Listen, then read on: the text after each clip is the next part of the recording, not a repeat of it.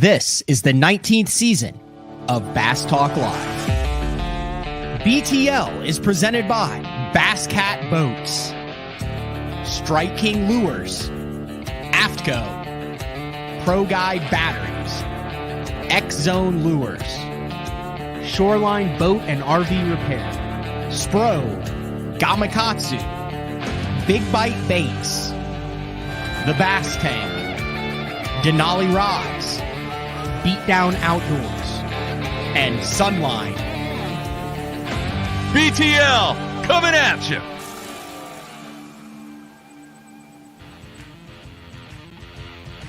Good morning and welcome to another exciting edition of BTL Bass Talk Live, where we're going to talk about bass fishing.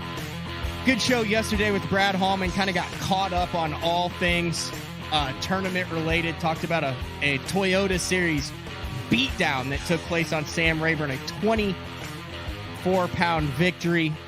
We also talked about Jacob Wheeler's 6th BPT win. And guess what? Breaking news.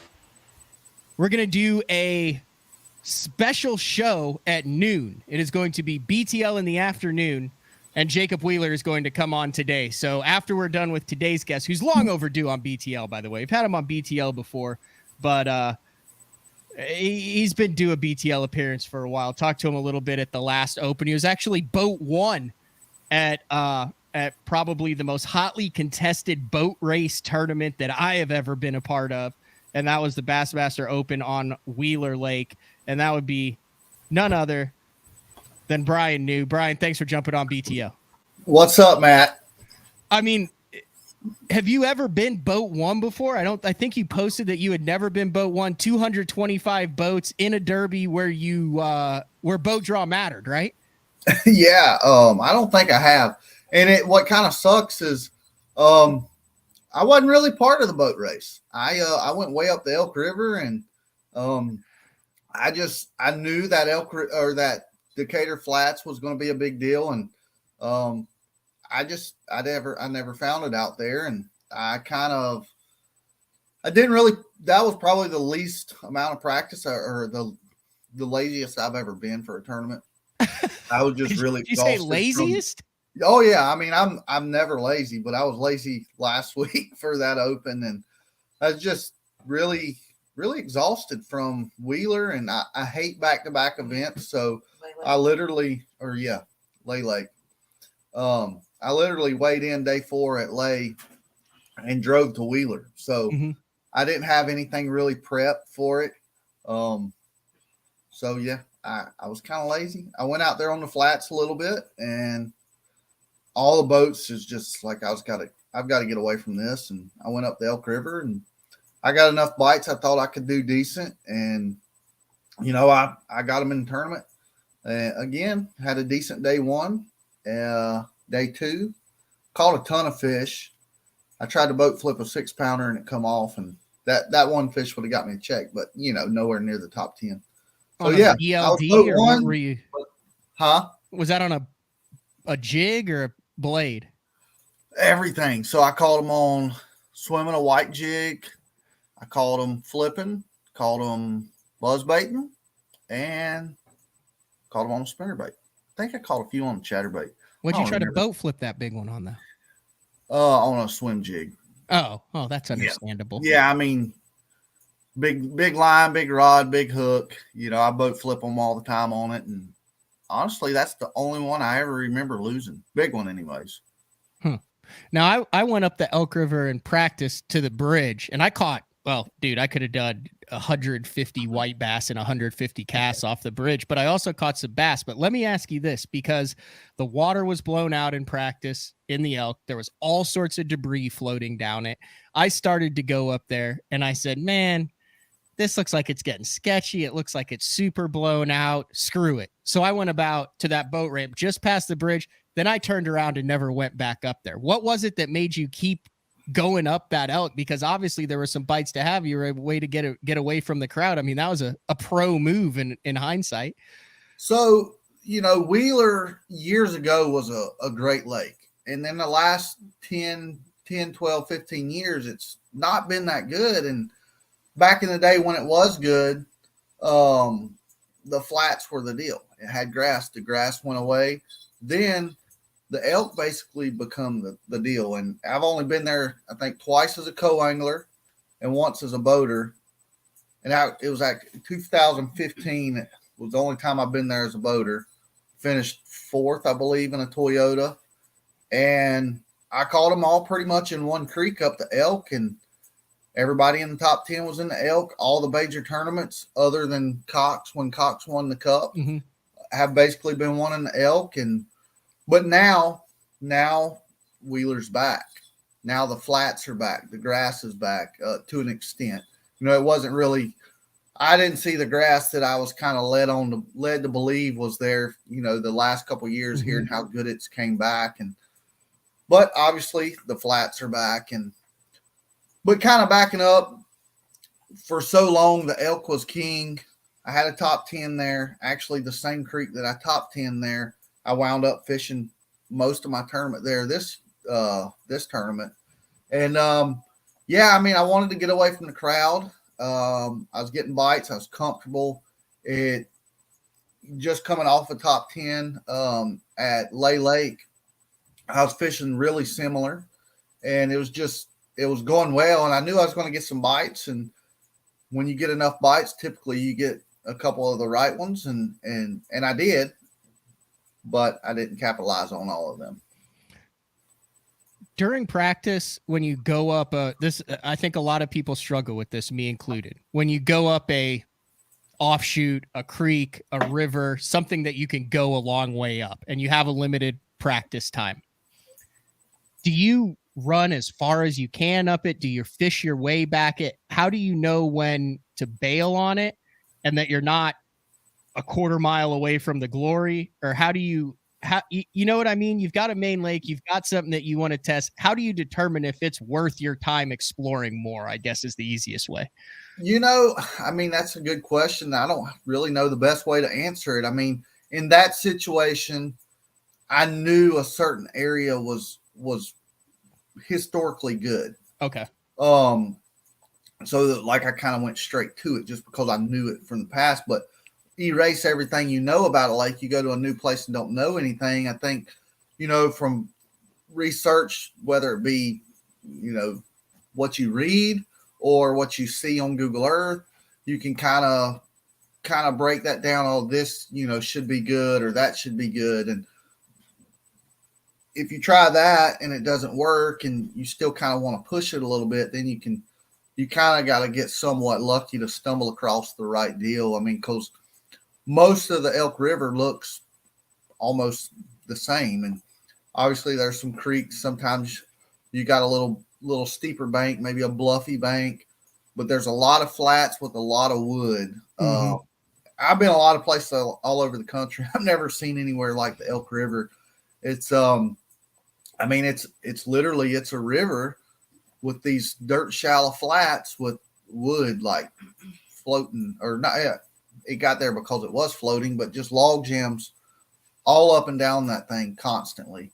And it's like a needle in a haystack out there on that deal, trying to find those fish, but they do get out there. But I personally was in a creek, I got you.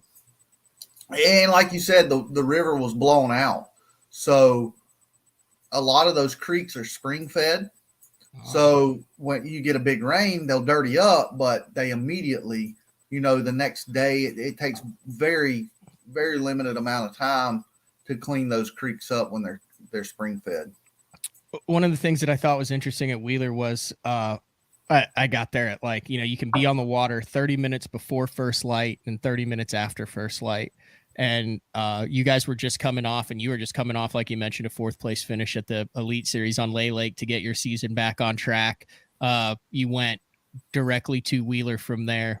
Same thing with Clark Wenlett and a couple other guys that were fishing it. But I get to that ramp at 5 a.m., which it felt like it got light at 2 a.m.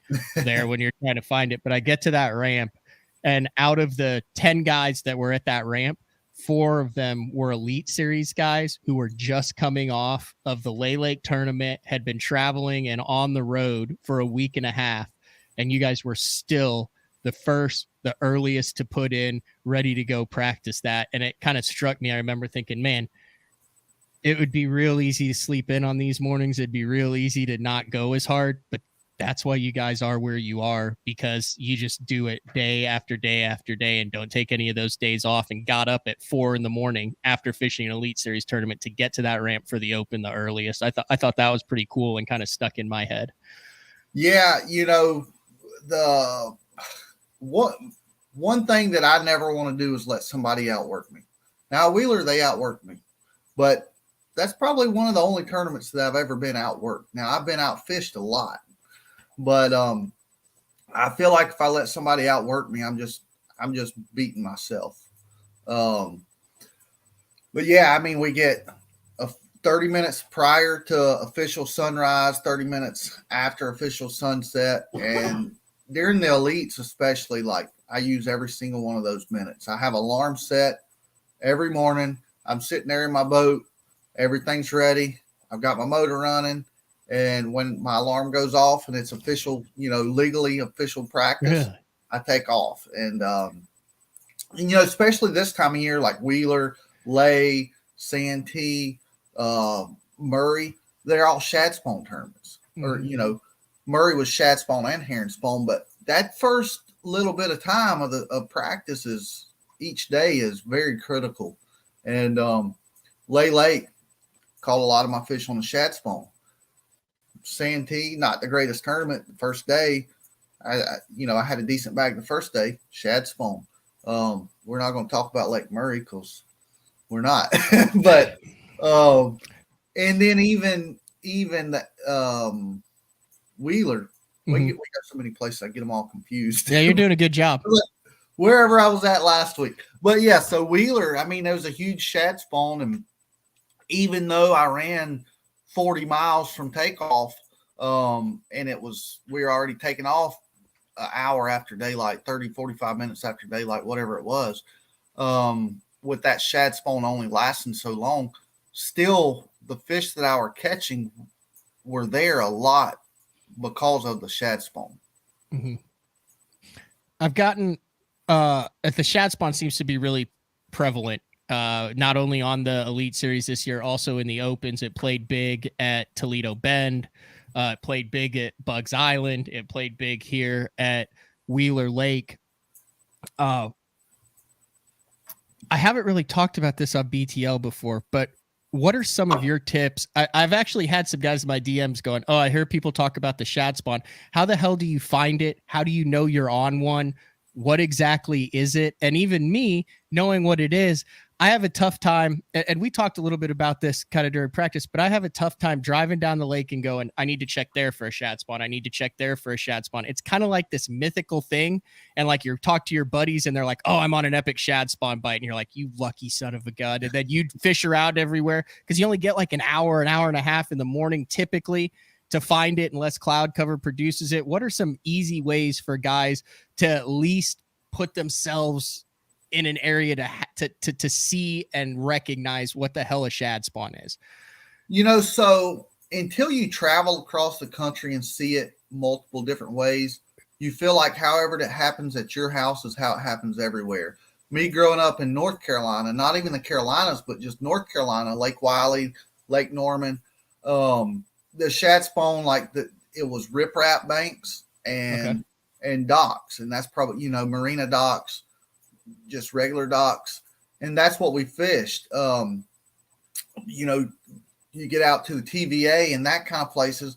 Yes, they use that stuff. They spawn on that stuff, but they also spawn on the shallow bars, with the gravel bars, hard bottom. I've seen other places where they'll actually spawn on brush piles or on timber out in the middle of the lake. And then you go to a grass lake, they spawn on the grass.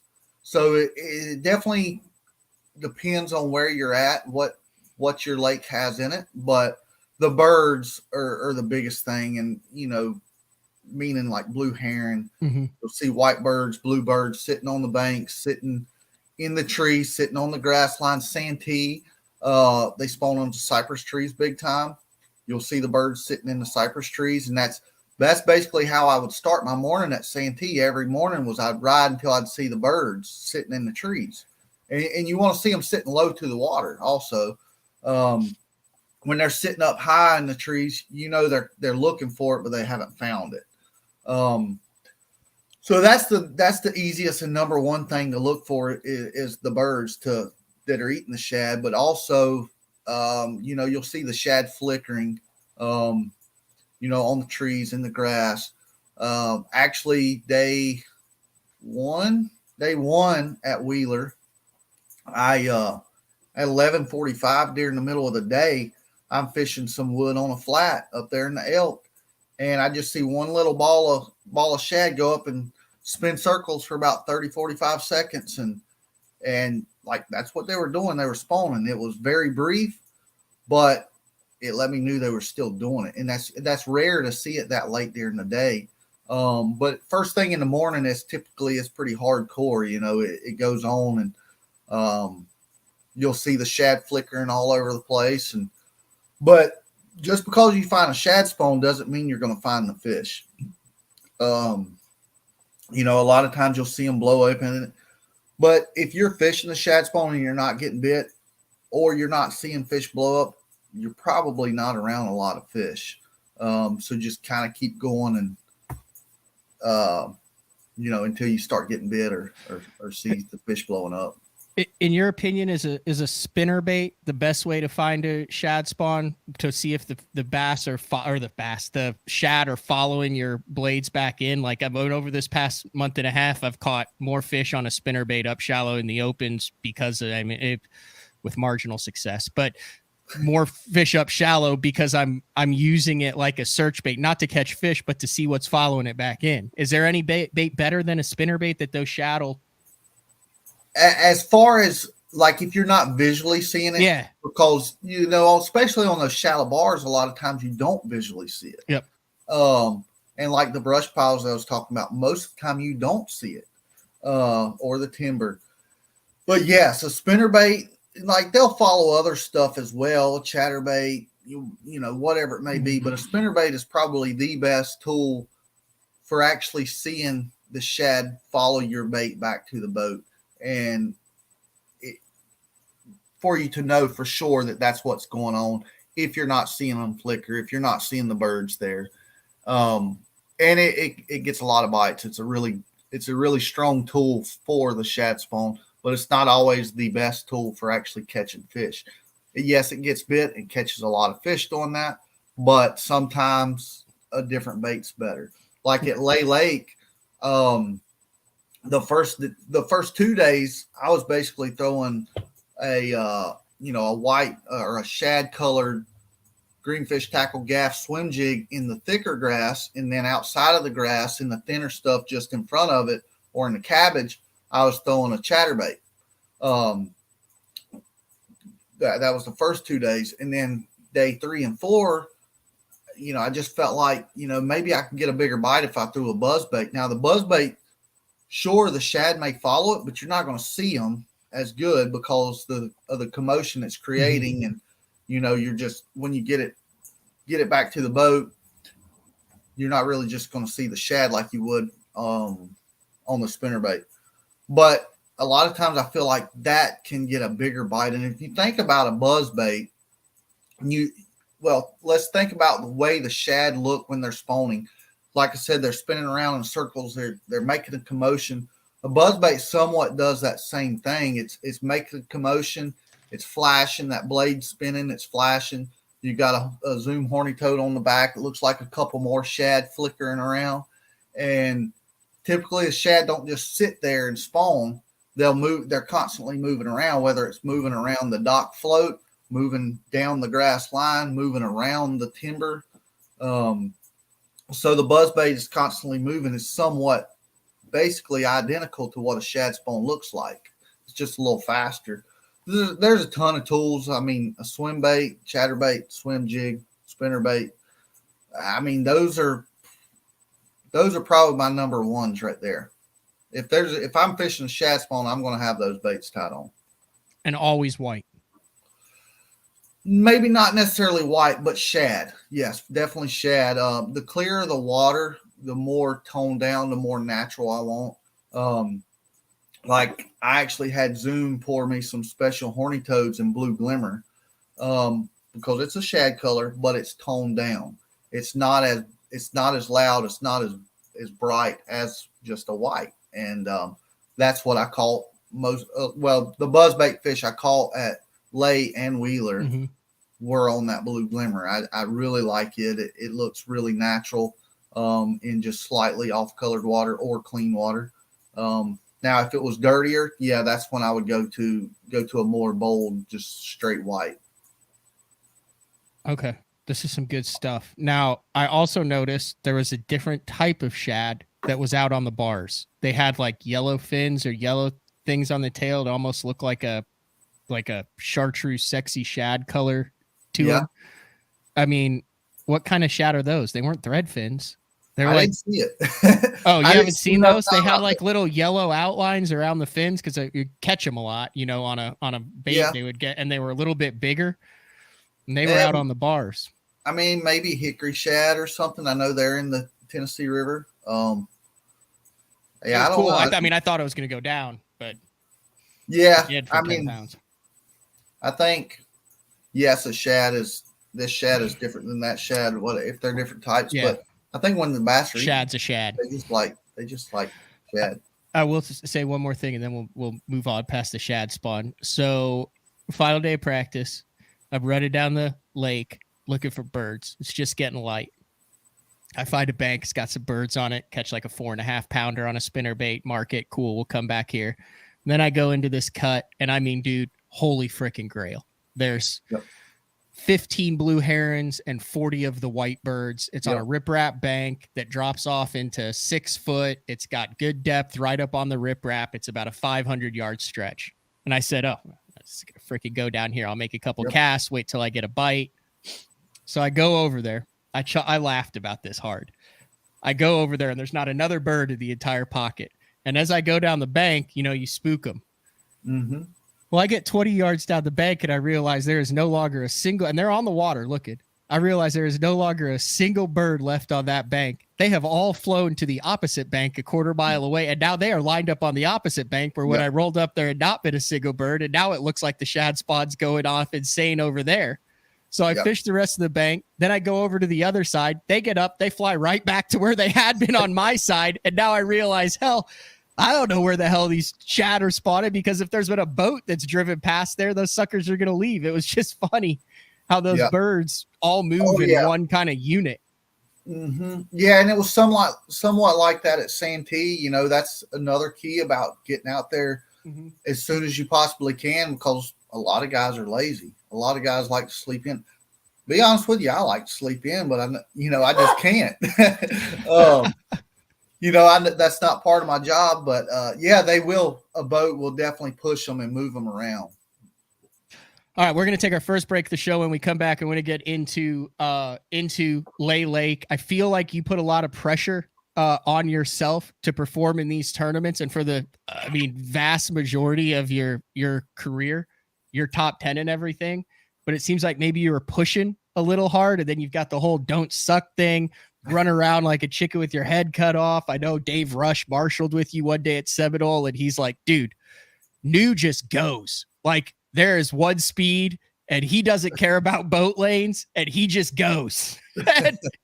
He said, I was exhausted just being a part of it as fast as he went. But I want to talk about getting back on track and the outlook for the rest of your year. So BTL on a Tuesday. Bryan New will be back right after this. The new Puma STS has been redesigned from the ground up.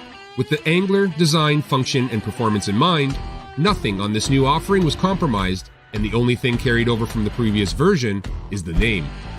Based on the Soft Touch series hull that started with the flagship Jaguar, this new model is nimble and performs incredibly well at all speeds with either a 250 or 300 horsepower engine.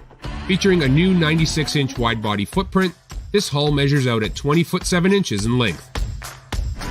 Industry-leading design coupled with tournament-winning performance. The Puma STS from Basscat. Feel the rush.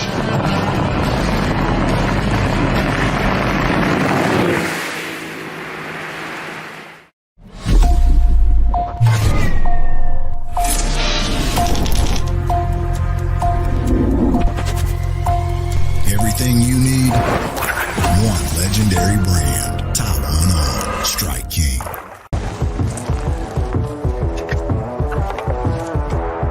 So I'm a big guy, a lunker, a two sandwich eating kind of man.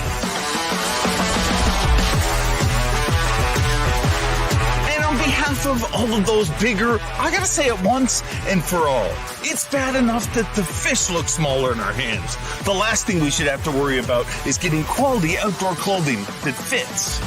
AVCO, any fish, any water.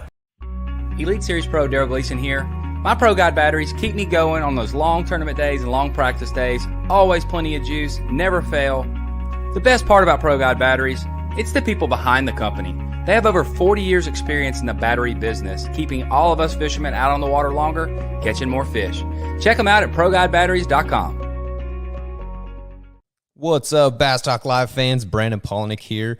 And ever since I won a couple Bassmaster Elite Series events on X-Zone Lures, I've been getting a bunch of questions of what makes them so special and different. And really, the truth is, it's in the details. The little details, things like no cheap fillers in their plastic. That gives you more lifelike action, more realistic and vibrant colors. But don't just take my word for it. Go to www.xzonelures.com and check them out for yourself. All right, welcome back, BTL, on a Tuesday. Talking with Bryan New, and if you saw that last commercial there, that was Brandon Polnick talking about X-Zone, and I talked with the guys at X-Zone, and I mentioned yesterday we are going to have a giveaway. We're going to do a little bit in the second half of the show. You good for a little question and answer in the second half of the show? Bring it. Just what we need, you drinking a Red Bull. In the second half of the show, we're going to do a question and answer with Bryan New, and then I'll just randomly pick one of the good questions and six packs. They sent 12 colors, one of each pack, but I will send 6 of the new Stealth Invader, little drop shot bait that's going to play up north. So get your questions ready for Bryan New in the second half of the show for that new Stealth Invader. Before the break, I wanted to talk about you getting back on track, and I think that going into the 2023 season, it was a perfect schedule for you, Bryan. And correct me if I'm wrong. You end the 2022 season on an absolute heater. You have 3 top 10 finishes. You almost win an Open at Lake Hartwell in your backyard.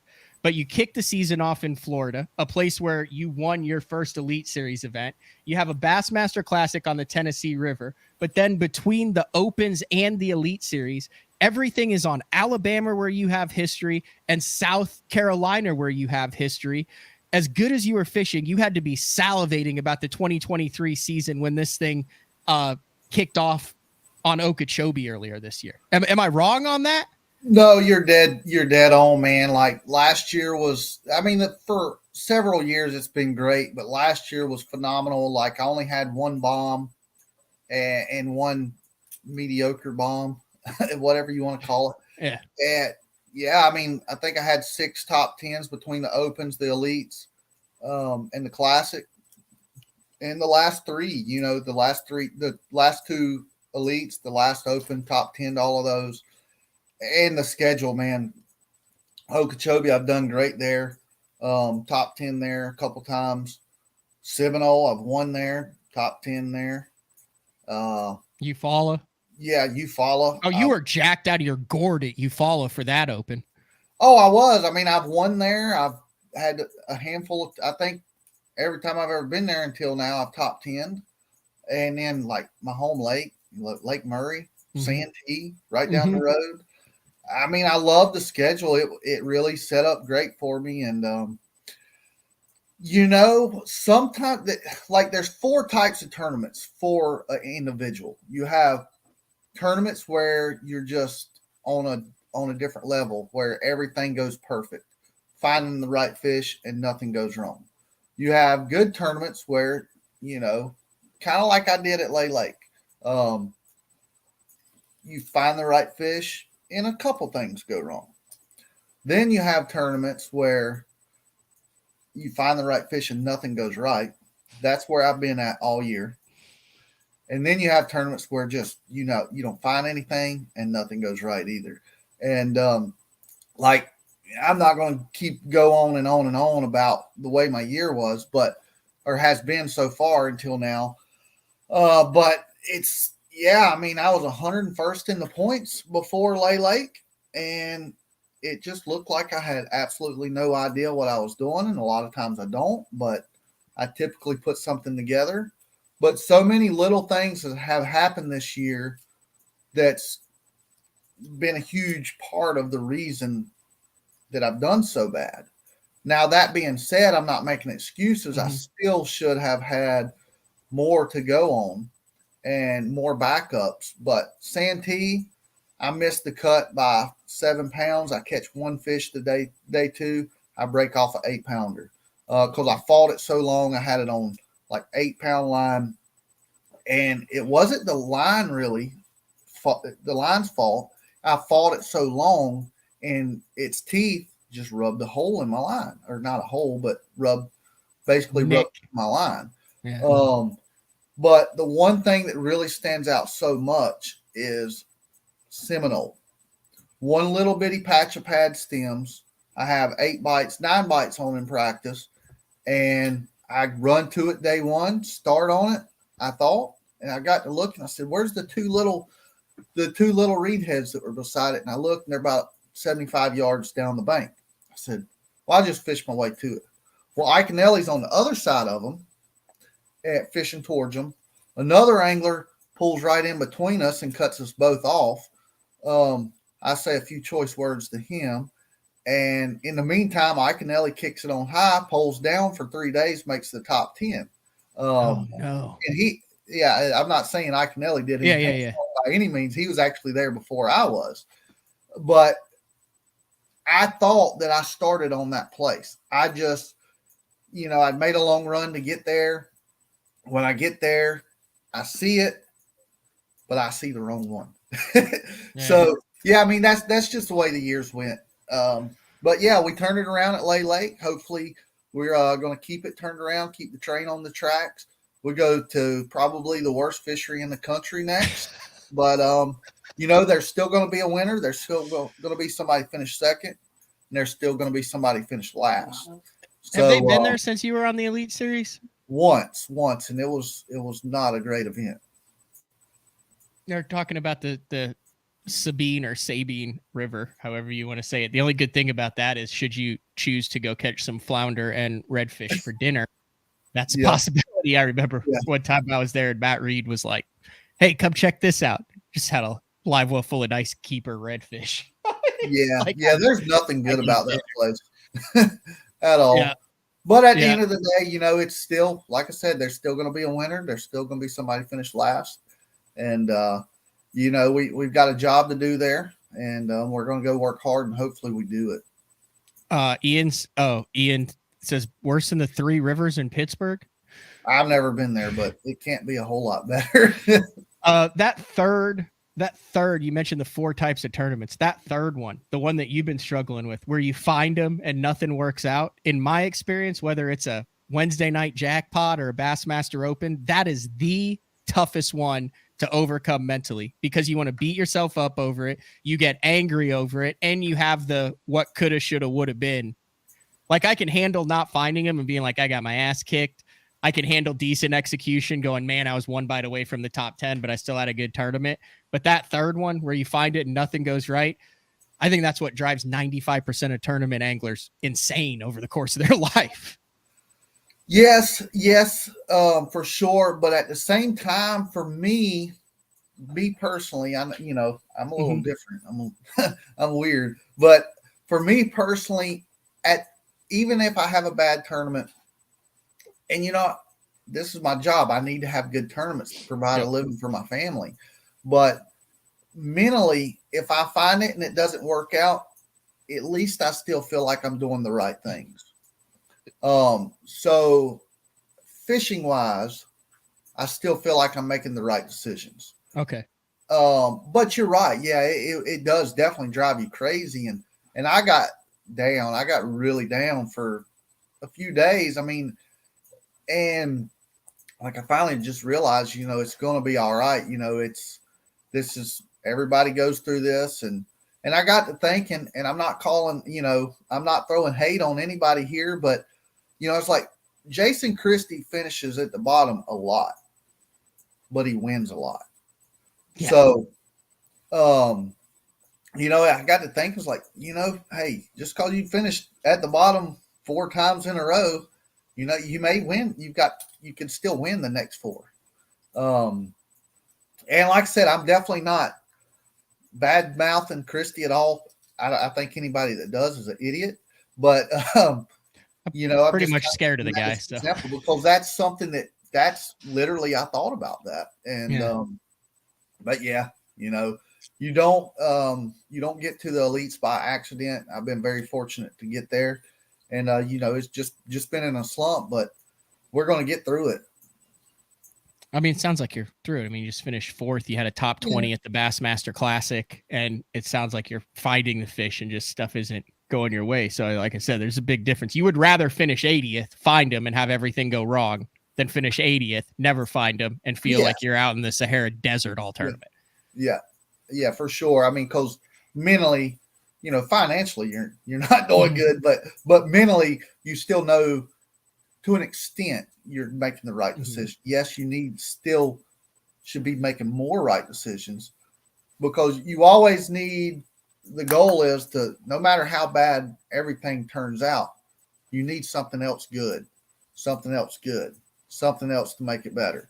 And yes, I found the fish and it didn't work, but I still didn't find enough. I've always wanted to ask you about your style, run and gun, hit a million places. I mean, you're not a guy who's going to sit there and soak a worm every 5 feet for 3 hours and wait for him to get there. In my opinion, there's three factors that can impact someone's style. That's someone that they fish with, that they grew up fishing with or something. I know you and Thrift does a lot of that run and gun stuff. There's also location in the country where you're from, your blueback herring. A lot of times the fish follow the school follows the fish back in. You have to make it. And then there's also personality, just go people, or, hey, I'm just cool here. I feel like those are the 3 things that kind of impact your fishing style. Which would you say has impacted your fishing style the most? I mean, I think probably all 3, running around with Thrift and being where I'm from and just being very hyper, and all 3 of those together just amplify it that much more. But that being said, I have learned over the last 4 or 5 years I'm not going to say it's my style, but I can do it. One way I'm very comfortable fishing is if I find something good enough, whether it be an area or a single place, and just according to the way the fishery is fishing at that time. But just for instance, Lay Lake, it wasn't fishing that great. And I, on a river, I feel like release areas are more strong than anywhere else, any other type of fishery.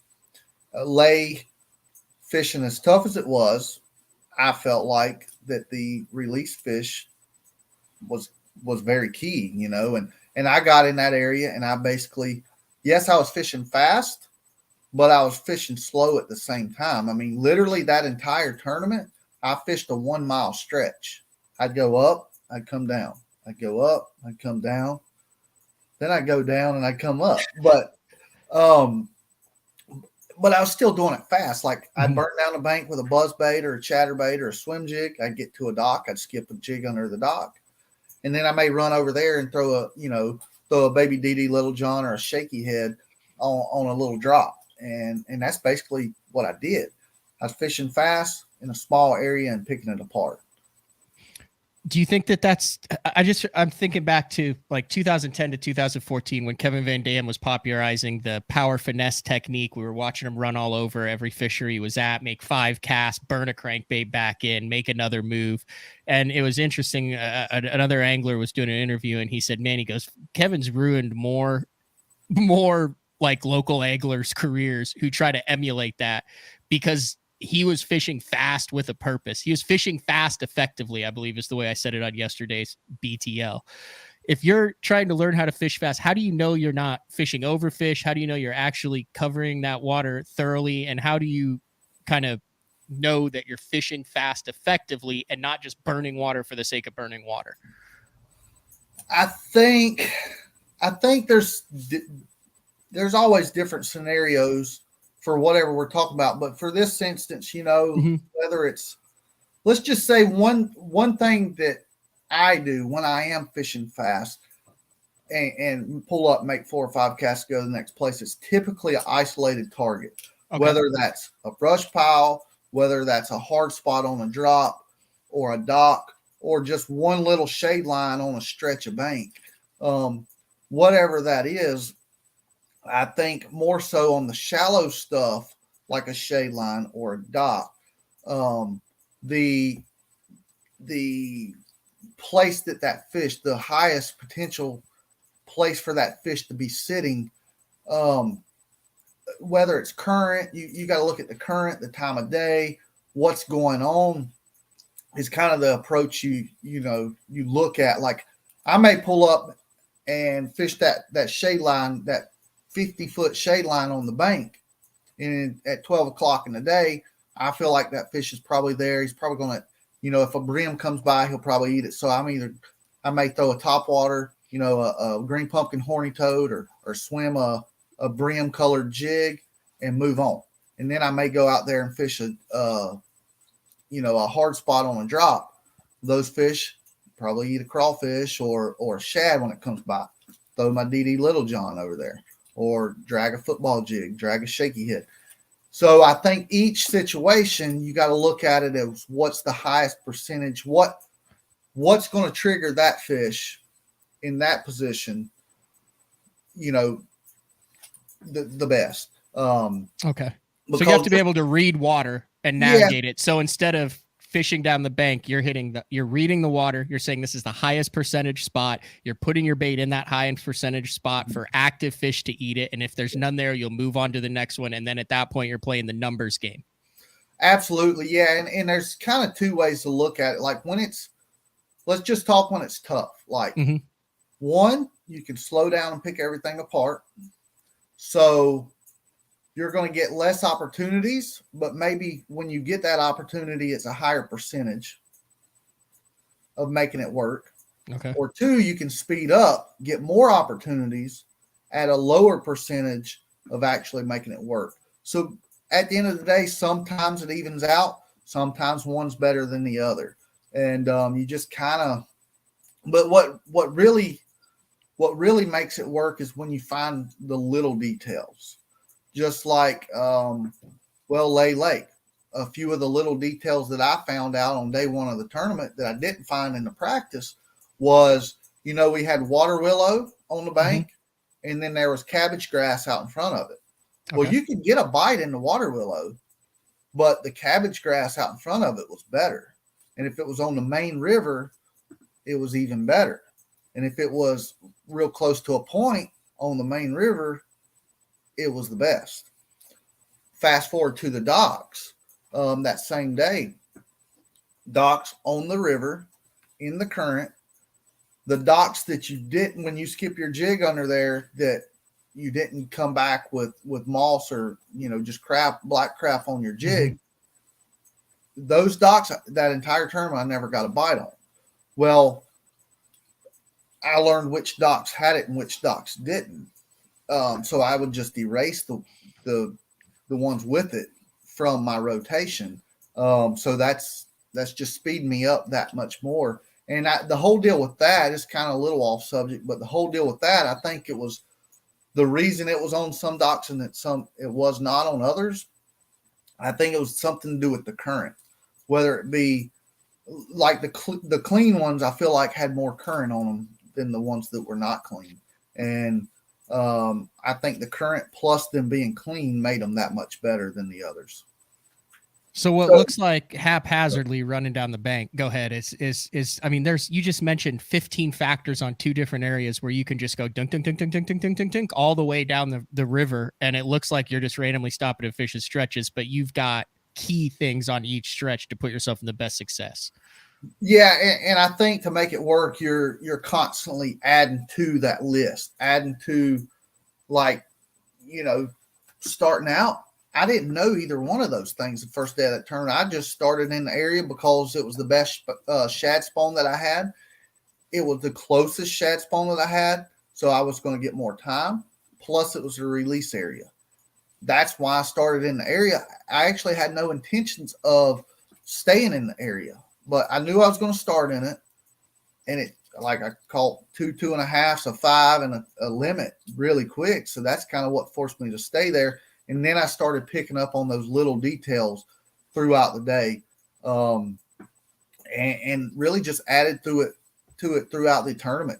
Adding the buzzbait in later on, and finding the brim bed later on the final day. And yeah, I think to cover water, to fish bass efficiently, you're constantly learning. You're constantly adding to your pile of knowledge for that game plan.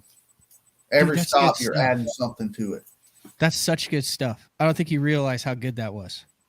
That's educational for everybody listening to it, because in some form or fashion, it might be different factors. It might be different cover. It might be something different, but you can apply that to your fishing. Yeah. I mean, yeah, it's not just one deal. But I mean, really, I fish basically two ways. What we were just talking about, and then getting in a place and making it my home. And I've done really well both ways. And, it's just however it sets up. And really, Lay Lake, I did both of them, which was kind of a unique scenario. I mean, I got in an area and I made it my home, but I was moving around a lot at the same time. I am firmly in belief now, having fished several fisheries in Virginia and now several fisheries in the Carolinas and then that northern Alabama area, that part of the country that you come from produces the most well-rounded anglers. And if you look at the numbers and the number of top-level anglers on the BPT and the Elite Series from your neck of the woods, dude, it's got everything you need. Highly, I don't want to say it's like underrated, but when you typically think of East Texas, Alabama, Florida, that part of the country that you're from creates such well-rounded, talented anglers that can figure it out under so many different circumstances with different bait, different vegetations, different types of fisheries, different species of bass. You guys literally have it all. The only thing we don't have is Tennessee River ledges, but you're not that far away from it.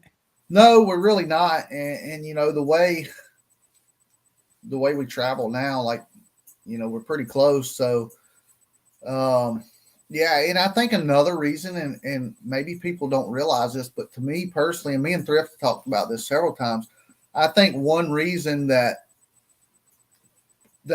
just junk fishing and figuring stuff out works so good for the guys in our region, is the fishing sucks a lot of times. Now that I'm in South Carolina, which you can still call the same region, I didn't really grow up fishing these South Carolina lakes like I did the North Carolina. But yes, we have some great lakes, but the fishing sucks a lot of times. So you just have to make chicken salad out of chicken crap a lot of times. Yeah. And I really do. Like Lake Norman's a phenomenal lake. I love that place. Big bags there. But, it's not always easy to catch the good ones. You can go and pretty much always catch plenty of fish.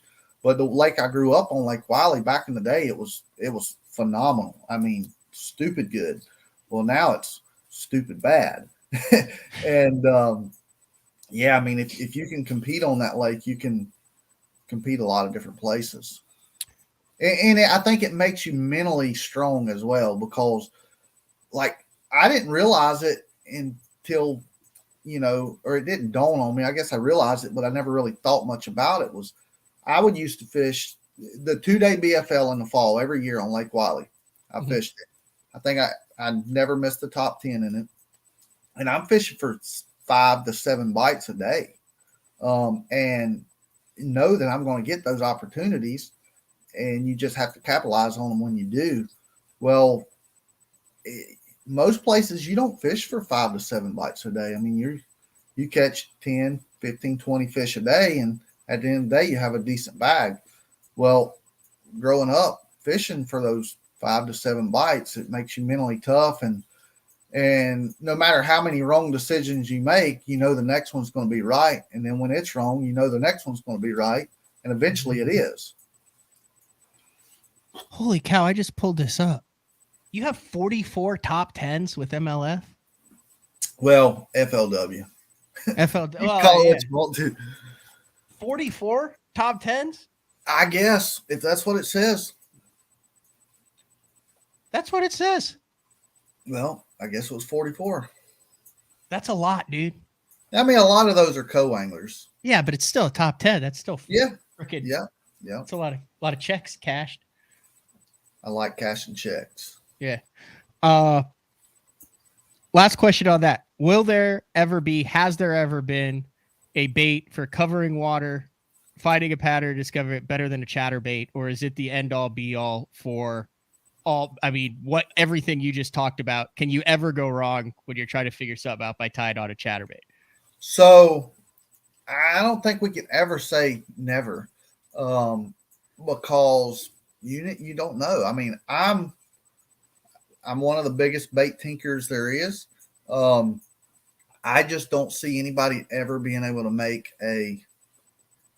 I've never been able to make anything chatterbait style better than a Z-Man chatterbait. There's a lot of people that try, but in my opinion, and I have absolutely no affiliation with Z-Man whatsoever, but they are the king of the chatterbait. They did it right. Ron Davis made that thing, and he did it right. That being said, I absolutely love a chatterbait. I've got 6 boxes, 3,700 boxes of them. Really? I throw it a lot. But I don't like it in clear water. I know it works. People catch on it in clear water. And when I say clear, I'm talking like pretty dang clear.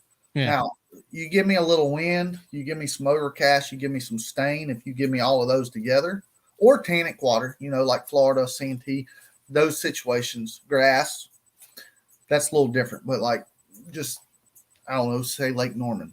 Mm-hmm. Probably not going to go throw a chatterbait when it's slick, calm, bluebird skies and 90 degrees in the clear water. There are definitely other baits that would do the same thing that I think are more effective in those situations. Whether it's a swim bait or a swim jig, which is basically a swim jig is a chatterbait that's just more subtle. I think in those situations, there's probably better tools than a chatterbait, but I do not leave the dock without a chatterbait. 6 boxes of chatterbaits? Yep. So I've got a 3/8 box, a half-ounce box, a 3/4 and an ounce and a quarter, a red, a small blade, and a big blade. That's 7. You got 7 boxes. I got a lot of them. Okay. I know that 3/4 and the ounce and a quarter has been out a couple years now. Is that an underutilized bait? Every time I throw it, I'm like, dude, this thing is freaking awesome. I just don't fish. I mean, you don't hear a lot about it. You still hear a lot about the half ounce. Is that still a cat that's in the bag, so to speak? To an extent. It's just, I think the biggest thing is just, it's a more unique situation. It's just something that's a more specific, a specific situation when you need that tool. I mean, it's a great tool, but it's not as versatile as a half or a 3/8. Look at that right there. Yep. That is that still says the one and only chatterbait, Bryan Thrift, winner of the Southeast Strand Series, Lake Okeechobee, using it. This still has the Elastec skirt in it. It is still owned by Rad Lures at this point, with Z-Man making the blade on it. Yep. That's in the package. That's not the original, but that's the next one after the original. Yep. That's when Thrift made it famous. that's what it went to. And it was the same thing other than the hook, basically. But yeah, and nowadays the only thing that's changed to make it even better is the jackhammer. I mean, yep. It's just everything is just more quality. There was nothing wrong with the original chatterbait. It's just a JDM version. I mean, everything's better. The hook, the skirt, everything hand tied. Yeah, chatterbait, bad dude. All right, we're going to take our final break of the show. I see some questions. Steven has a question there. Throw some questions in. Like I said, I've given away 6 packs of Stealth Invaders to, I guess we can kind of agree on, like, you say, hey, that was a really good question, and we'll give it away to them. But get your questions in during the break. When we come back, we'll hit you rapid fire for about 10 more minutes, and then we'll let you get on your way. You good with that? Let's roll. All right, BTL on a Tuesday. Bryan New will be back right after this. Have you considered purchasing new electronics for your rig? The type of mounts you choose to protect your investment should be part of the decision-making process. No matter if you prefer 1, 2, or 3 graphs up front, Beatdown Outdoors has a solution for you. Adjustable, versatile, rigid, and made in the USA. What's your ultimate electronics setup? Check out the full selection of Beatdown Outdoors products by visiting beatdownoutdoors.com. The great thing about the new Sensation soft plastics from Big Bite Baits, heavily scented, super soft, buoyant, comes in 7 great new shapes. I've got a couple of them of my signature series, the cliffhanger worm and the ramtail craw. Great for a flipping jig, football jig, swim jig, all that. Several other great shapes. Really excited about it. We've worked over the last year, catches fish all over the country, and I think it's going to catch fish for people everywhere you try it. The Spro Little John crankbait has been around for almost 15 years, and it is one of my go-to crankbaits whenever I need a fish in the boat, so you can never have enough new colors. That's why Spro's coming out with a handful of new colors, including Pearl Shad, which has this bleached out white look, but it's got this pearlescent, really, really pretty. We've got Copper Shad, which looks amazing in the water. It's got that purple flake on the back, really, really pops in the water. And then if you want some real pop, we've got Sparkle Shad, nothing but sparkles all over this thing. And then last but not least, we've got the matte Sexy Shad, just a really different looking color for a crankbait. So you want to give them a little different look, that matte Sexy Shad is definitely the one to go with. All these colors are available in the original Little John and the MD. I'm the kind of guy that never leaves a house without a pocket knife, and Gamakatsu's come out with the EDC series of knives. EDC stands for everyday carry, so whether you're on the water or off, you can always have it with you. The best thing about it to me is that assisted open feature. With this D2 blade, you've got it right here at your fingertips, so if you can't find your scissors, you need to cut a knot, you need to cut your braid, you've always got it. Make sure you check it out. Never leave home without your Gamakatsu EDC knife. Born in Japan, using technology, innovation, and precision, Sunline produces the widest selection of fishing lines at the most technologically advanced line factory in the world. Manufactured at the strictest tolerances to produce victories at the highest levels of tournament bass fishing. From household names like Christie, Swindle, and Cruz, to young guns like Cook, Logan, New, and Welcher, they all trust Sunline to take them to the top of the leaderboard. Choose the line that will give you the strength to guarantee your confidence. Sunline. Having confidence in your tackle while on the water is one of the main things to success, in my opinion. In the last couple of years with Denali, I've had just that. From anything from spinning rods, casting rods, tungsten products, even now to casting and spinning reels. I have the confidence to go out there and get the job done and know that all my equipment is going to handle it and do it just the way I want it. The thing about Denali is you've got great quality products at a great price point, so make sure you check them out. All right, welcome back. BTL on a Tuesday. Chat with Bryan New. Get your questions in for a chance to win some X Zone. And then today at noon, Jacob Wheeler, fresh off of his 6th BPT victory, will be on for a BTL at lunch. So join us for lunch. And then tomorrow, I'm dead serious. I did not think this show was going to happen. Ben Milliken comes on to talk about Wheeler Lake.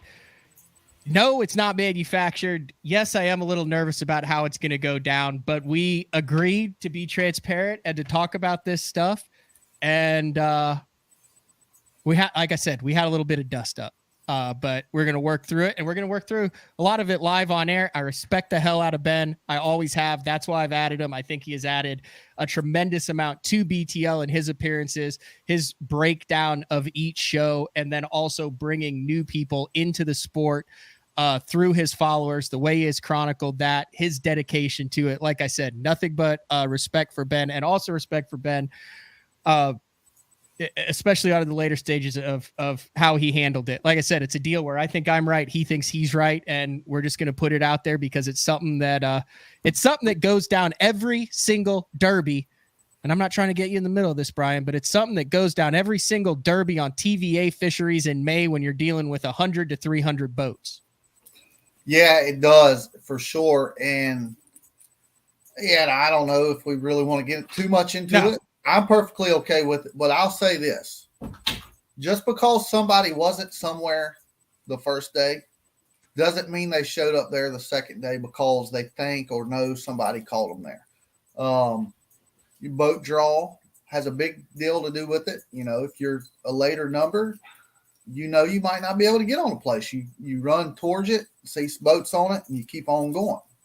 But also, you never know what, you know, maybe somebody was saving a place for the next day, or maybe somebody learned this on the first day or earlier today, and they're just going as, oh, this place sets up like that, and they wind up there. Mm-hmm. It's not always somebody fishes a place because they think somebody called them there the day before. That does happen though too. Absolutely. Yeah. People definitely show up because they see somebody catch fish there at that moment or the day before. It definitely happens. And typically those guys are down there where I've been all year. Typically. I hear you. Most of the time the guys that are up on top, they don't do that. So looking forward to Ben on Wednesday. We'll also be giving away a Denali Novus Pro reel. Denali just came out with their reels on the 15th. So I'm Santa Claus over here, just giving away all sorts of stuff. Hadn't done a giveaway for a while. And then I don't like to do the like, comment, share stuff because that's how you end up with bots. And then you have fake accounts and all that. So I just give it away to listeners and viewers in the comments. Yeah. Speaking of questions, good questions for Bryan New. You get called out. Our bank accounts. You can link our bank account. No, dude, I was looking at it. You've done well. Yeah, he did win heavy hitters. That's the 6 figure. But even though you've been sucking by your own admission, I mean, you still done like 40K this year, and then you ended last year. I mean, dude, listen to this. This is from Lake Fork on. These are consecutive tournaments for you. 19, 10, 2,500, 17,000, 20,000, 14, 9, and 2,500. That's every time you launch your boat like that. I mean, this is all you've wanted to ever do, right? Pretty much. That's gotta be cool to freaking get checks like that every single time you launch your boat for 1, 2, 3, 4, 5, 6, 8 tournaments in a row, all in the span of 3 months. Yeah, I mean, it's definitely, but also kind of getting back to, I think one reason the way my year went the way it was is like I started taking it for granted. And not really, like, I was doing so good for so long. I just was taking it for granted. I wasn't really appreciating it. Like, now I appreciated it, but I don't know. I got conditioned to it, expected it. Yeah. Yeah. And I don't mean that in any arrogant way whatsoever. You'll never see me be arrogant. I don't think if you do, you need to punch me in the mouth because I don't like that whatsoever. I don't care who you are or what you've done. You have no right to be arrogant at all. But yeah, I mean, I got woke up, I got brought back to reality, and so that's that. But hopefully we can get back on a run like that and not take it for granted. I hear you. All right, ready for rapid fire? Rapid it. And if one sticks out to you, let me know. M Dunn 84. Can you go over your shaky head setup that you used at Lay? Yeah, so I've always threw a shaky head a lot, but I pretty much threw it on a spinning rod. Well, me and Luke Clausen fished a little bit at Clark's Hill earlier in the year, and And he was throwing a shaky head on a bait caster with, a fatter worm, a little bit heavier worm. And I really started liking it. So I started throwing a Zoom Magnum finesse worm, which is slim, like it's kind of a Cinco style or a Zlinky style worm, but it doesn't have the salt, but it's heavier. I think it's like right around 5 inches. And I was just putting that on an 1/8 ounce greenfish tackle cleanup shaky head. And 16 pound sunline shooter now. 16 on a shaky head with a light bait caster. I think it's a 610 Century arc rod, and then a 7-to-1 arc G7 reel. Yeah. I mean, you're able to. I'm actually able to skip it pretty good. I can cast it really far, and having that heavier worm allows me to do that. And just with the bait caster, you have more power, bigger line. You can jerk on them a lot harder. You can winch them in a lot faster. But one of the key deals is something I started doing this year, and it is a company that I've, partnered with this year, but like truly believe in it, is the Floatzilla. It's a little, and at first I was like, yeah, this is kind of gimmicky, but it's actually legit, man. Like in a lot of situations, it's just a little piece of plastic, more or less, that's, you screw on the end of your worm, cut it off to make it flat. You can do a lot of different things with it. It's not just for worms, but that's where I like it the best, is a straight tail worm. So I was cutting the end of my fat finesse worm, Magnum finesse worm, just cutting it off to where it would match up perfectly. And when it's sitting down there on the bottom, instead of laying down or just the worm slightly standing up, it will actually stand up pretty high. And that's something I've believed in for years. I actually started using hand-poured worms a lot, to make that worm stand up. Me and my wife, Brittany, were fishing a tournament at Baden Lake in North Carolina, a little small lake. And I had been throwing a monster worm on a Texas rig, and I had her I don't remember, it was a straight tail worm that floated. I don't remember exactly what it was, but I never got a bite. She caught a 5-pounder and several more fish. And it's like, that's when the whole floating deal really dawned on me. So I rigged up, a hand poured straight tail worm that floated, and I caught a 5-pounder. And ever since then, actually go on that same year, I won the regional at Seminole, and I caught several fish on a worm that was hand poured that would float. So with the Floatzilla, you're able to do that with basically any plastic. I kind of showed a video from the Floatzilla. It was a very infomercial like, but you still got the idea of what it was. Yeah, like. I mean, it's definitely legit for sure. And they have different models. They have. It does look goofy as hell though, dude.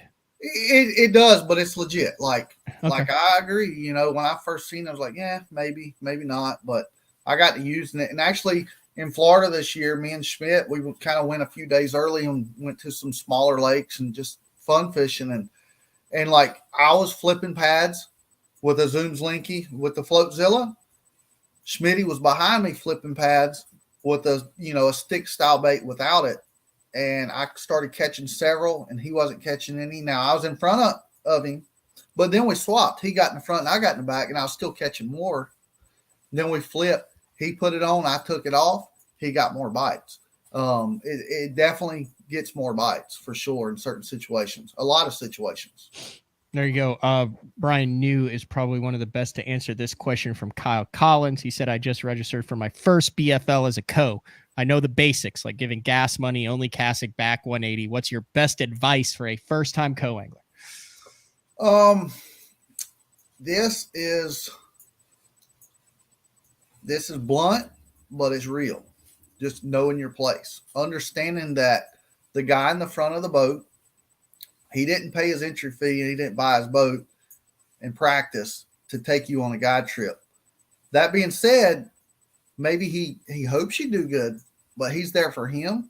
So if you get to pushing him and trying to, and like you said, I think you already know that by saying the back 180 and this and that. So that's my number one advice for any co-angler.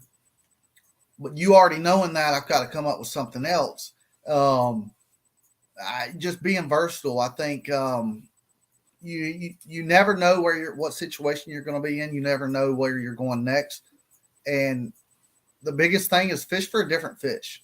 If he's skipping a jig under a dock, don't try to skip a jig under a dock unless you can skip and put it in places that he can't.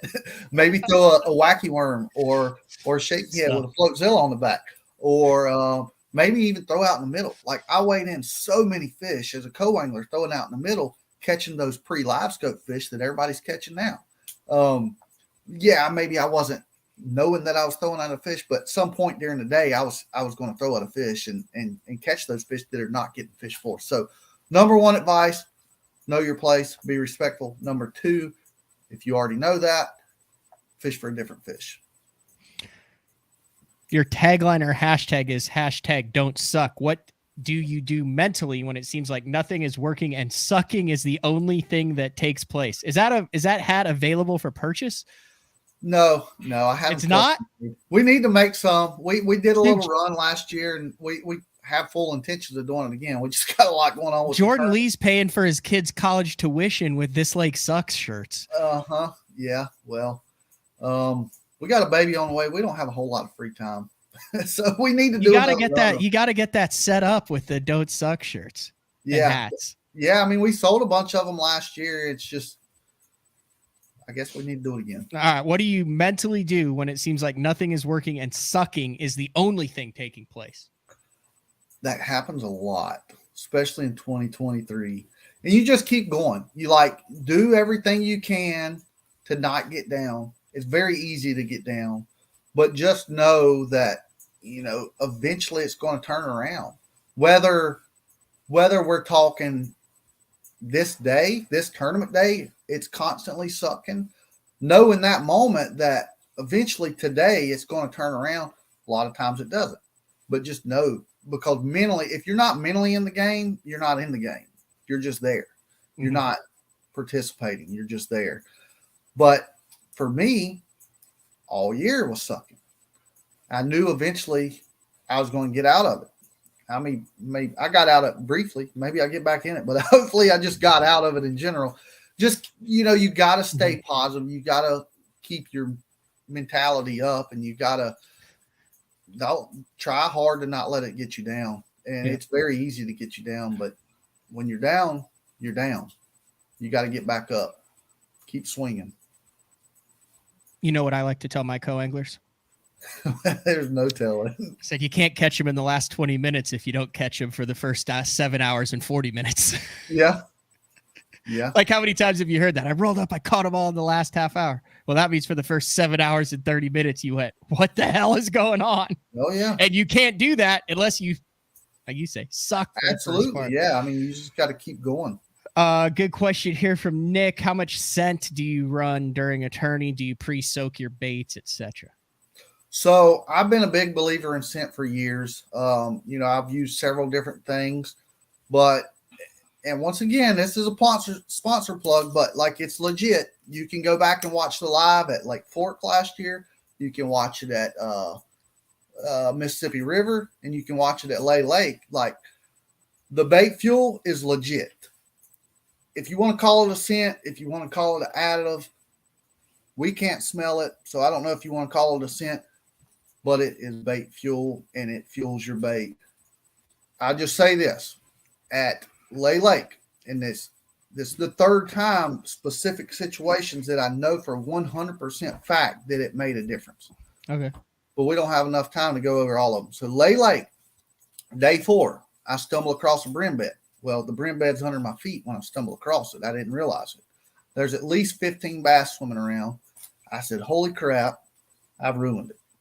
So I go ahead, I fish the pocket. I come back about 30 minutes later.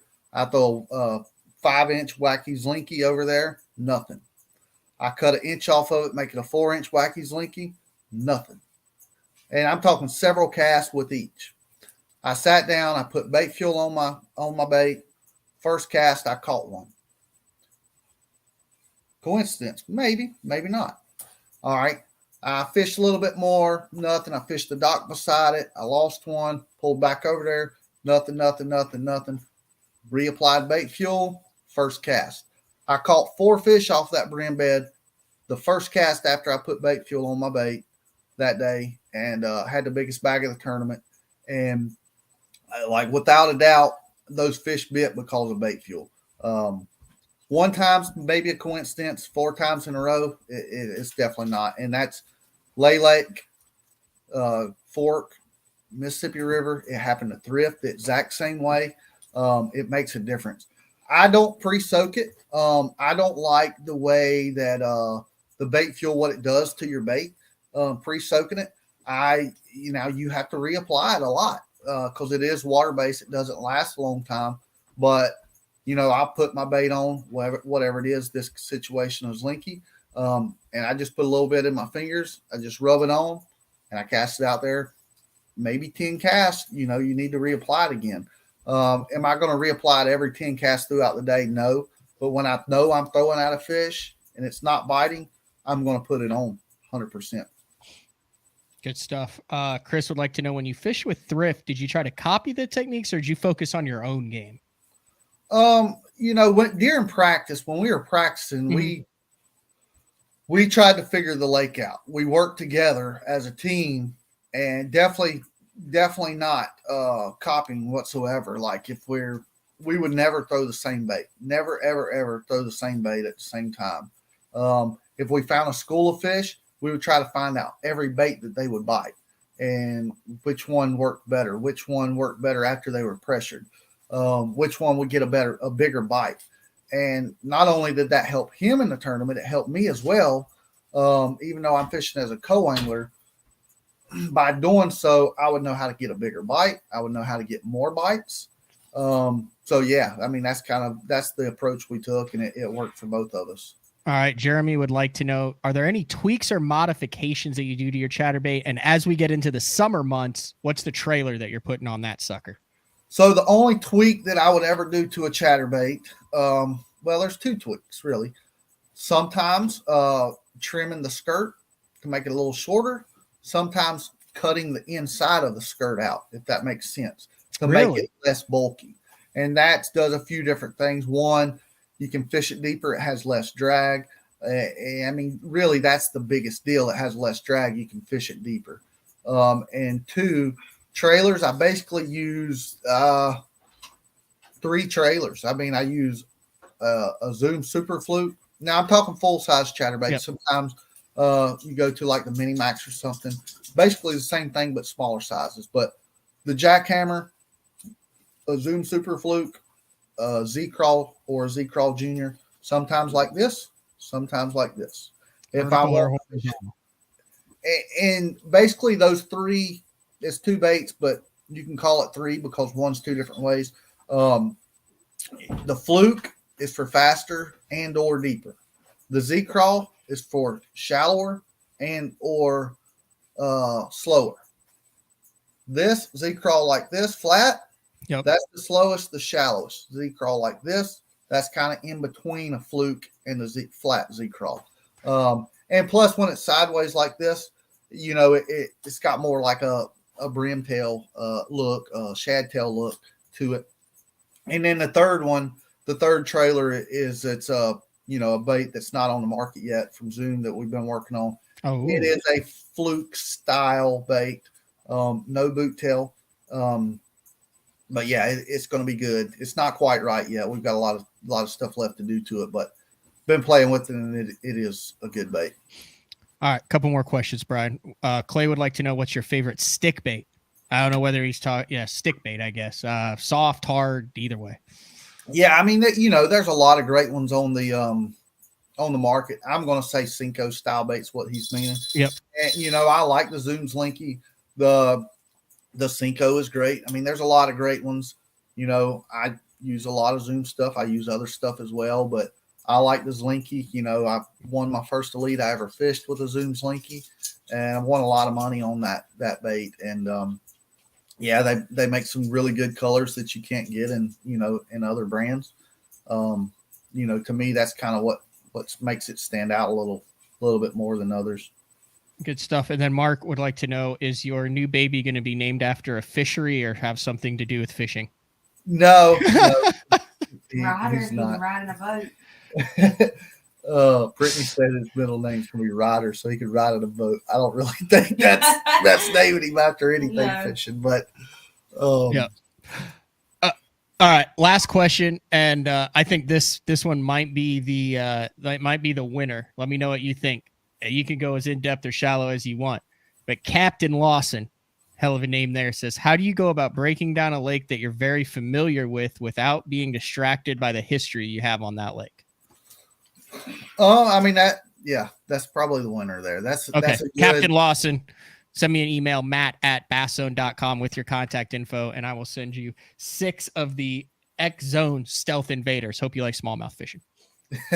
Everyone Okay. loves smallmouth. Back to the I know, right? Back Yes. to the question. You know, that's a hard thing to do, and I think it's it kind of somewhat goes back to just saying, you know, just fishing free. You know, forget about what happened yesterday. Forget about what happened 30 minutes ago, and just fish free. I think you can definitely have an advantage fishing on your home lake or lake you're very familiar with. But when you fish free, you don't get all of these, you know, okay, this is what I need to be doing.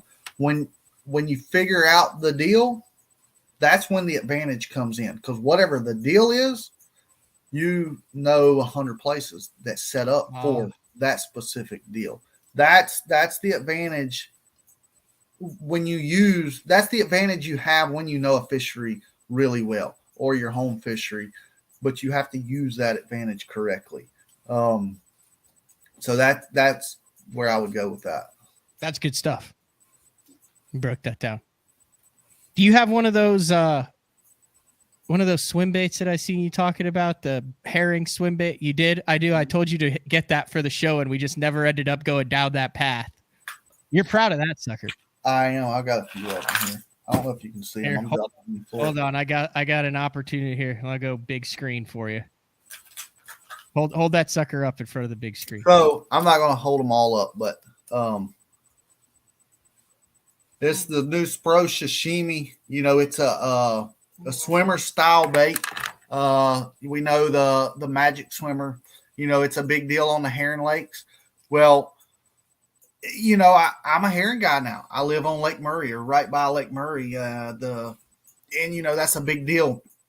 So the deal with a 2-joint, a 3-piece bait, it swims like this, but it's snake wide. Serpentine. Yes, it's wide. So I got to playing around. I said, what if we put a 3rd joint, make it a 4-piece bait, and it tightens it up a lot. You know, instead of swimming like this, it swims more like this. And it's a lot more natural. A heron doesn't swim like this. A heron swims really tight. And, man, the Spro Sashimi swimmer, it's not available yet. I think we're going to release it at ICAST. Are you allowed to hold it up? Hold it up again. Well, I just did. I don't know if I'm allowed. Hold it up again. We're going to have 10 awesome colors to start out with. That's the chrome. It's kind of flashes in the light there. It's very nice. See that very just kind of angle it out. Put your hand behind. There you go. Yep. And there's 1, 2, 3, 4 joints to it, which is what makes it tighter. Well, it's 3 joints, 4 pieces. Okay. This color might show up better. Oh yeah, definitely. You can turn the light down. Slow sink, fast sink, all that, and then it's got the Spro eye in it and all the good stuff. Yeah, it's a slower sink bait. You know, it's a fast bait. You fish it pretty fast. You can fish it slower as well, but it's keeping it up there, you know, from the surface to, you know, a foot deep to the surface is kind of where you're going to fish it. And this bait is going to be awesome on the cane piles. I've already, the herring spawn, not necessarily cane piles, already call them really well. Now, the prototype versions that I had last fall, I absolutely destroyed them at Lake Murray over the cane piles, and it was really cool. You could go over them and fish right behind guys, and you can literally watch the fish on the live scope. And where I really figured out that this thing is the deal was I pulled up on a cane pile. I see 3 fish sitting in top of it with live scope. I threw a walking bait over it. They didn't move. I threw a fluke over it. They didn't move. I threw the sashimi over it. all three of them bulldog up there. I catch one, throw back, catch another one. And by that time, the third one that was there, he was boogered up.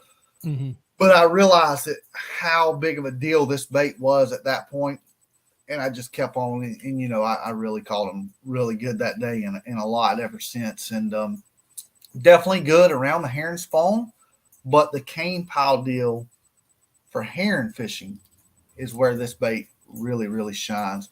It's going to be good just going down the bank as well. Kind of. I'm not going to say this is the chatterbait replacement by any means because it's completely different, but good for covering going back to what we were saying, like I'll go down the bank when the water's stained or cloudy or windy with a chatterbait. But whenever it's slick, sunny, calm, all of the above or one or the other, this is a style of bait that I would use. I'm not saying it's the best, but it definitely is a style of bait that I would use, and a bait that I have used a lot in that situation. Going back to the triple trout, I would throw a triple trout in those situations for years. And this bait's it's going to be a better profile. It's not real big. It's going to be really good for those situations as well.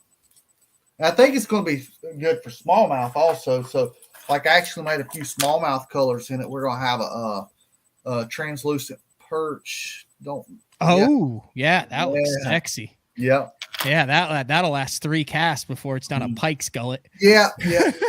So you might catch that's like an LG bone color.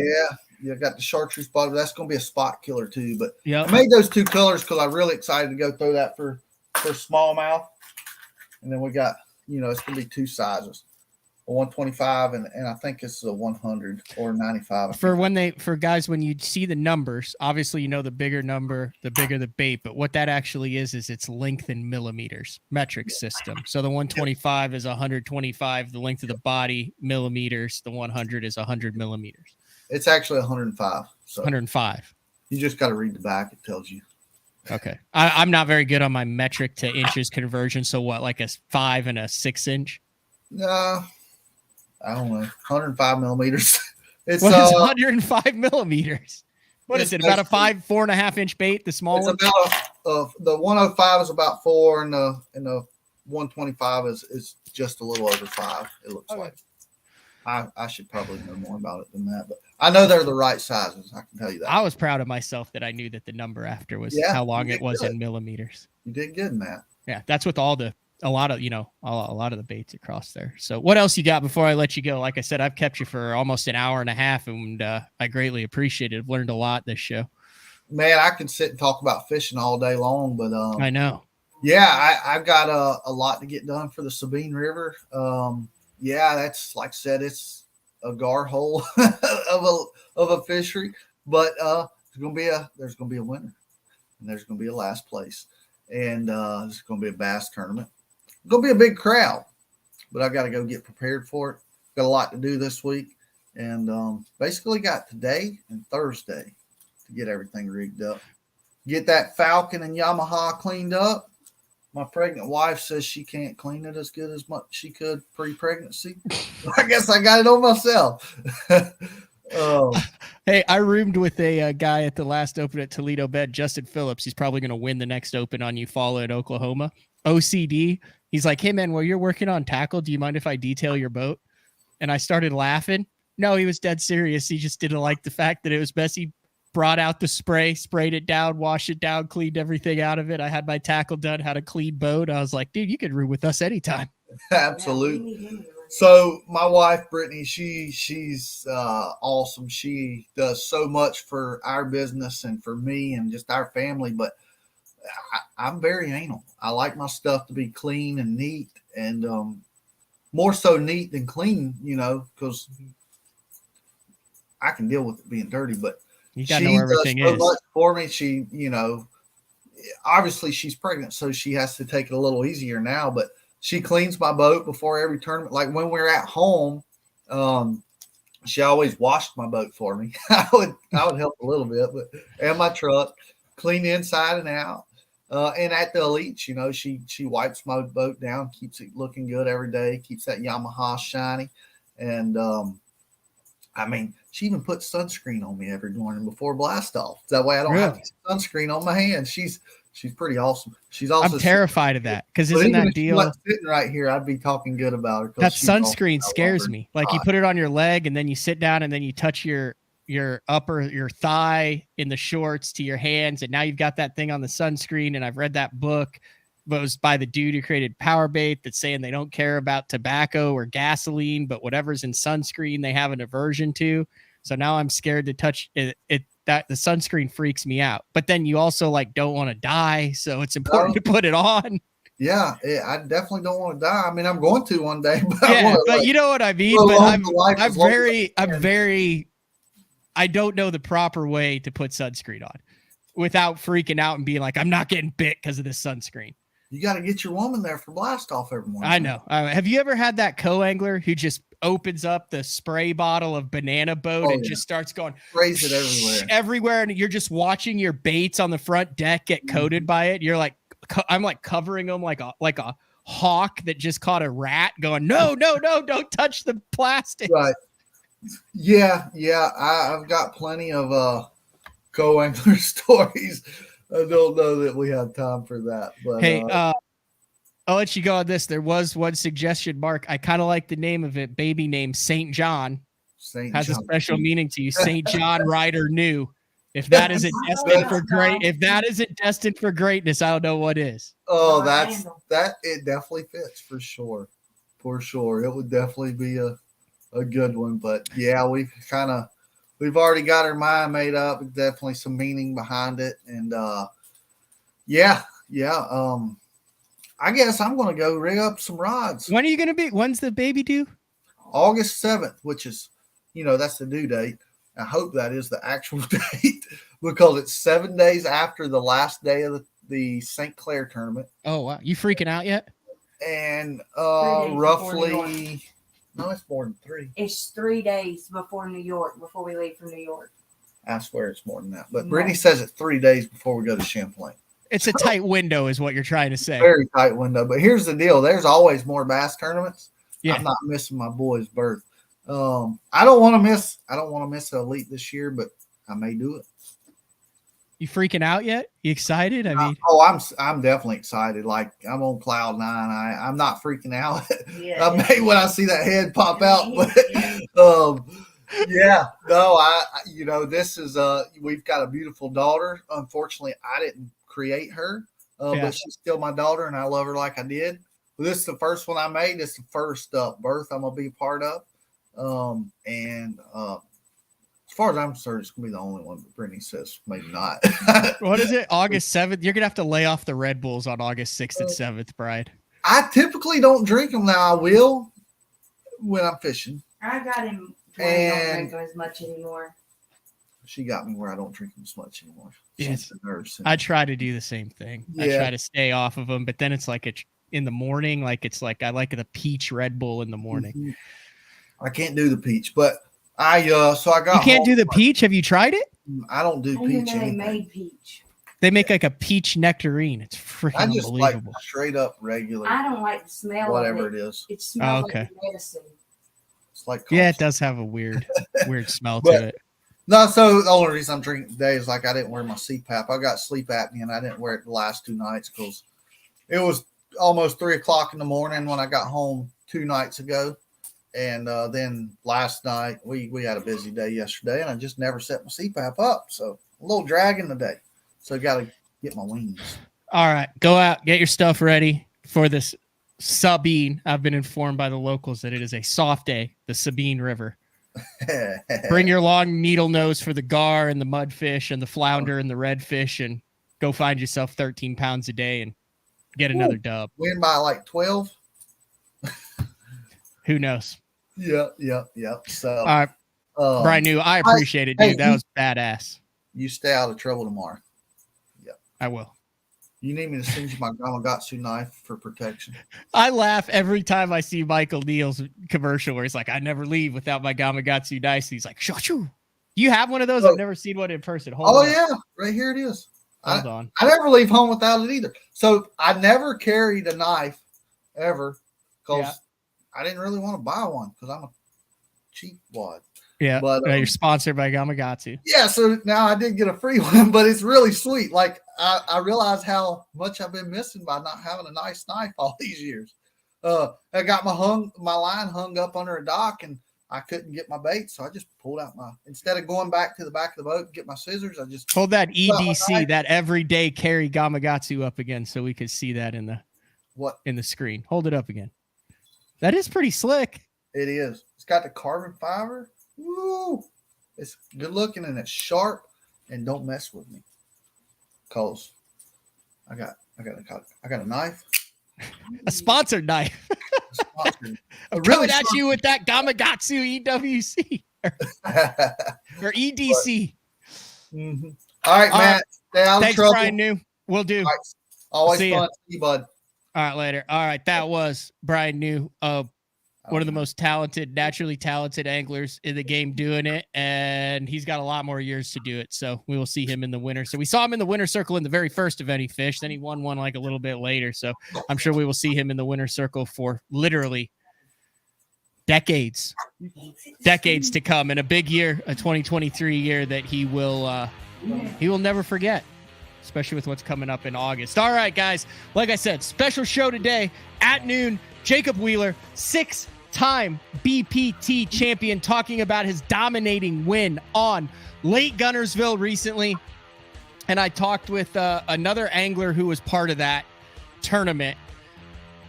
And dude, straight up, I said, what's the deal with this, man? Like, how did this go down? Did he have spots no one else was on? Was it a deal where,